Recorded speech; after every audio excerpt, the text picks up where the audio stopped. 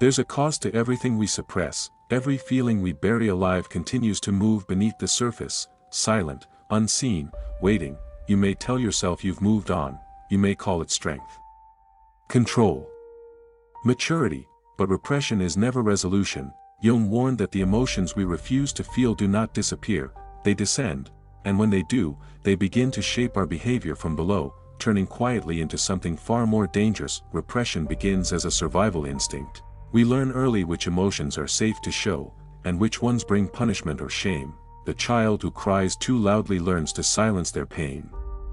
The one who grows angry learns to hide their fire.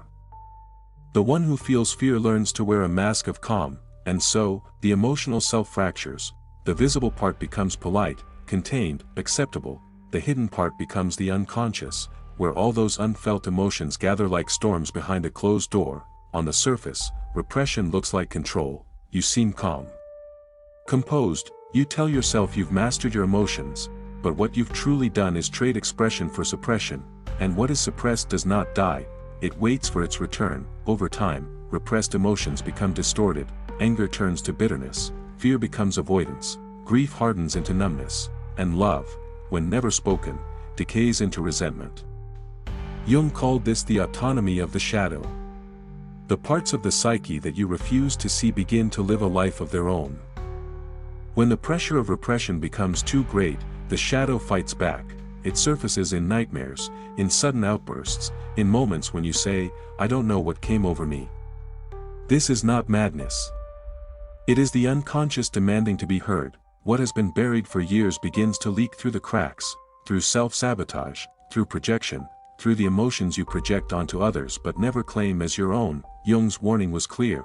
What we refuse to face inwardly, we are destined to meet outwardly, again and again, in different forms, until we understand. Repressed emotion does not only live in the mind, it settles into the body, in the tension in your chest, in the headaches that come with no reason, in the exhaustion that feels spiritual rather than physical. When the psyche cannot express pain through feeling, it expresses it through suffering. Jung believed that neurosis, anxiety, and even physical illness could arise when the unconscious was ignored for too long. The soul, he said, does not tolerate imbalance, and repression is the deepest imbalance of all. The antidote is not control, but consciousness, to bring awareness to what you have hidden, to feel what was once forbidden. This does not mean drowning in emotion, it means listening, allowing the inner world to speak without fear or judgment. Anger, grief, longing, they are not enemies. They are messages from the parts of you that have lived too long in the dark, asking to be acknowledged. The act of feeling is the act of integration. When emotion is given voice, it loses its need to control.